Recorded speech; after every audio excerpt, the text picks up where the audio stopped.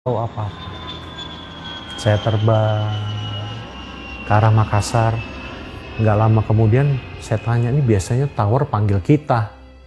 Tapi dia nggak panggil. Saya panggil, Mutiara Tower, Batik 6231. Sunyi.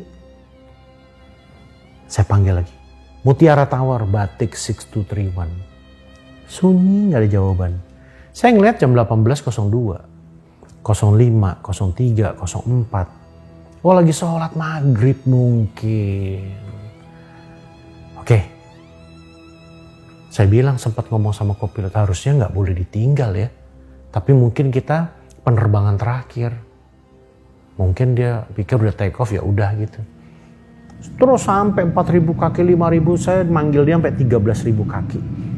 Nah, disitulah saya mengambil video pemandangan. Itu awalnya kenapa? Karena tadi nggak jadi foto. Si kopilot tidak punya kenangan di situ kan. Saya tanyain, kan dia yang terbang. Mau nggak saya ambilin foto? Mau, Cap? Yang kepencet apa? Video. Itu juga lucu.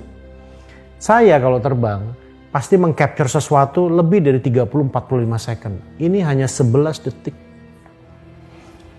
Saya capture dan gerakannya cuman ke kiri, terus ke kanan lagi, pemandangan dapat, selesai.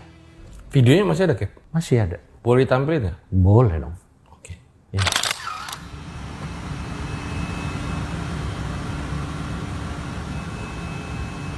Saya tanya sama dia, bagus nggak? Oh, bagus banget, Cap. Oke, keren. Thank you ya. Ya, ini kenangan lah buat kamu di sini. Sorry ya, tadi kita nggak jadi gini. Karena tidak terjadi apa-apa seolah-olah, karena gue percuma kan ngeburu-buru, orang nggak ada apa-apa kok gitu. Kita mikirnya masih begitu.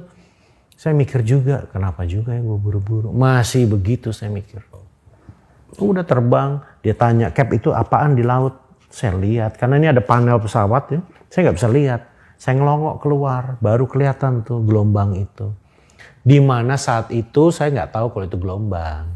Itu apaan?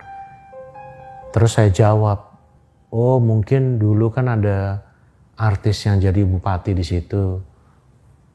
Dia lagi mau buat reklamasi, karena bentuknya bundar putih kayak piring. Bundar putih kayak piring. Kalau kita lagi terbang itu kelihatannya kayak diem. Saya pikir reklamasi tanah. Terus dia curiga lagi, dia nanya, apaan tuh, Cap? Kayaknya bukan deh. Saya lihat lagi. Saya bilang, oh ini mungkin nelayan cari ikan.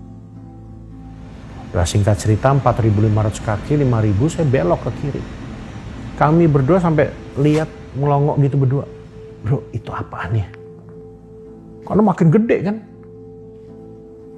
Saya sempat, karena di pinggiran pantai Donggala itu banyak pasir yang ditaruh penggalian pasir. Saya pikir itu kena air hujan, terus dia turun ke laut, jadinya seperti itu. Udah kami nggak punya ide, nggak curiga kalau itu gempa dahsyat.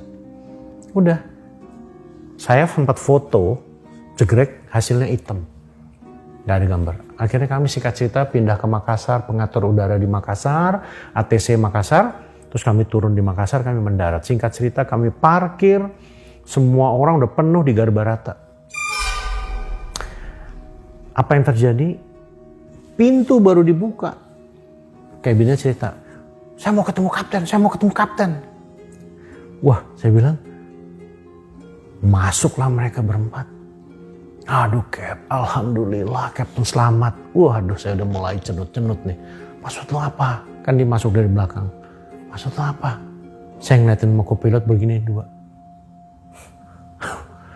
Waduh, Cap gak tahu. Apaan? Loh, gempa Palu udah hancur, Cap. Ada gempa dahsyat, ada tsunami, ada tanah longsor, katanya ada tanah jalan sendiri. Ya Tuhan, jam berapa? Tunjukin dong. 18.02 detik 44. Jam berapa kita take off tadi? 18.02, detiknya belum ada. Oh my God. Wah, langsung kaki saya mulai begini. Wah, kopilot saya lebih lagi, pak. Waduh. Bro, lu bisa terbang nggak? Aduh, nggak bisa, Cap. Aduh, kita delay bentar deh. Wah, begini saya. Waduh, Cap nggak tahu. Enggak. Pantes pengatur udara saya panggil-panggil nggak jawab. Bukan sholat dia, Cap. Singkat cerita, katanya dia lompat gitu. Terus saya di grup WA itu saya punya pengatur udara dan pilot, ada grupnya. Saya minta tolong siapa yang mengatur saya. Gitu.